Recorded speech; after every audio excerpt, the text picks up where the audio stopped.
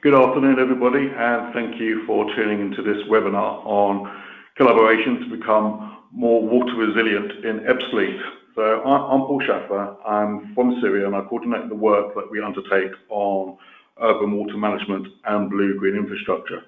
Part of the work that I do involves supporting academia with engaging and reaching out to practitioners, and this is part of that process.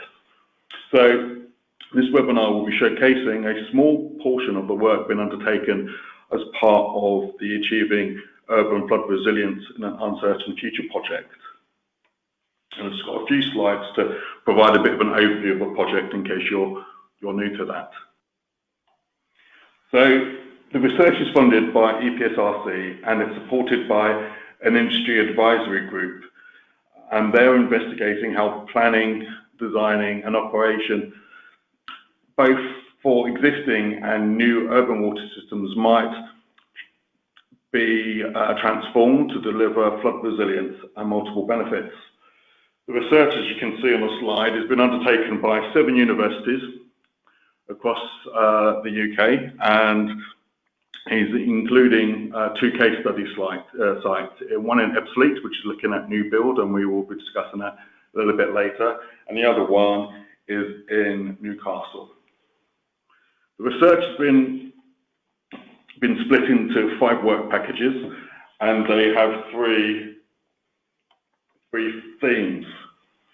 These are engineering design to enhance benefits from blue-green infrastructure that supports and enables water resilience, engineering development of flood and water management assets that function with other systems, and what we class as interoperability, looking at the interactions with transport, energy, land use and natural systems.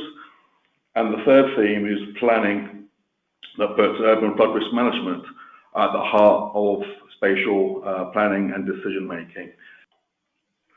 So for more information, you can go to their website, which also has regular blogs, and they also have a Twitter feed as well, so under @BlueGreenCities. As I mentioned, the project is funded by EPSRC, and it's guided by a strategic advisory board that includes a number of organisations, both in terms of institutions, regulators, and also consultants, to make sure that the outputs are relevant and useful for industry.